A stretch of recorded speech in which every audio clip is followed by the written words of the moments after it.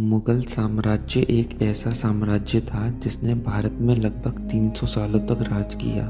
300 सालों में मुगल साम्राज्य के कई शासकों ने भारत में लूटपाट मचाई तो कुछ ऐतिहासिक निर्माण कार्य भी किए।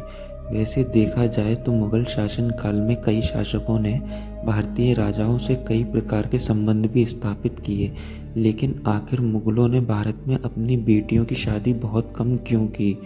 ऐसी क्या वजह थी कि मुगल शासक अपनी बेटियों बहनों की शादी करने के बजाय उन्हें जीवन भर कुंवारा रखते थे? आइए जानते हैं इस वीडियो में।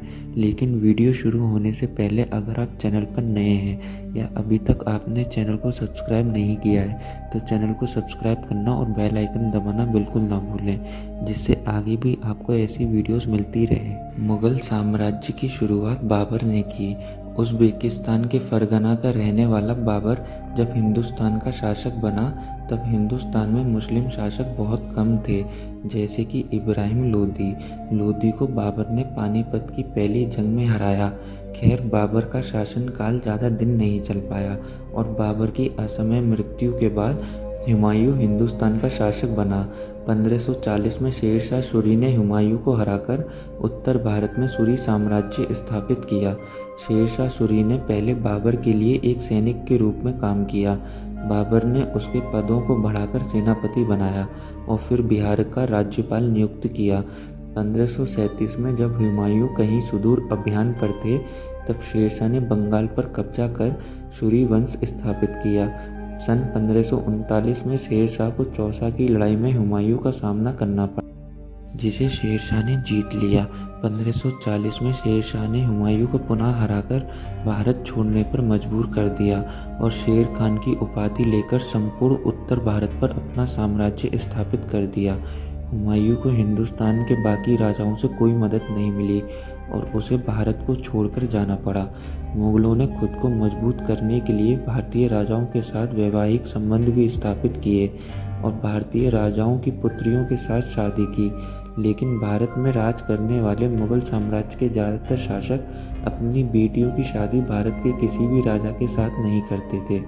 मुगल अपनी बहन बेटियों को अफ़गानिस्तान, काबुल, इराक की तरफ भेजकर उनकी शादियां करवा देते थे।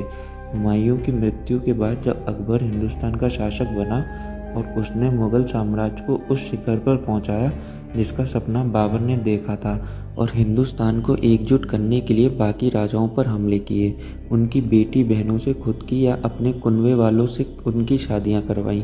लेकिन अकबर ही वो बादशाह था जिसने अपनी बहन बेटियों की शादी पर पाबंदी लगवानी शुरू की ताकि उसे किसी के सामने सर ना झुकाना पड़े। दूसरी बात, अगर मुगलों की कोई बहन बेटी अगर दूसरे राज्य की बहू बन जाती और भविष्य में उस राज्य से मुगलों के संबंध खराब होते तो वे चाहकर भी उस राज्य पर हमला नहीं कर सकते थे, क्योंकि उनकी बेटी बहन अब वहाँ बंधक जैसे थे। अकबर ने रानी जोधाबाई के भतीजे मानसिंह को अपने दरबार में एक उच्च पद पर रखा था, लेकिन उसका कारण दूसरा था। दूसरे शब्दों में, मानसिंह अकबर के दरबार में बंधक था। लेकिन आखिर मुगलों ने भारत में अपनी बेटियों का विवाह बहुत कम क्यों किया?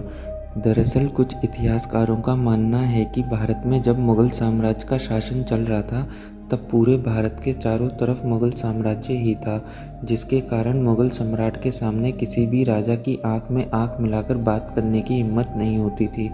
उस समय जितने भी शासक भारत में कार्य करते थे वे सभी मुगल शासन के नीचे कार्य करते थे। इसलिए भारत में जो मुगल सम्राट हुए अपनी बेटियों का विवाह सिर्फ सम्राट के साथ ही कराना चाहते थे। वे किसी अन्य राजा के साथ अपनी बेटियों का विवाह कराने पर अपने आप को कमज़ोर महसूस करते थे। इतिहासकारों का मानना है कि कुछ मुगल सम्राट मानते थे कि यदि वे अपने से किसी नीचे पद वाले व्यक्ति के साथ अपनी बेटियों की शादी करेंगे तो उन लोगों के सामने उन्हें झुकना पड़ेगा, जो मुगल की शान के खिलाफ है। इसलिए मुगलों की ज़्यादातर बेटियां अविवाहित रह गईं। दोस्तों, आज की वीडियो में हमने आपको बताया कि मुगल अपनी बेटियों की शादियां क्यों नहीं करते थे।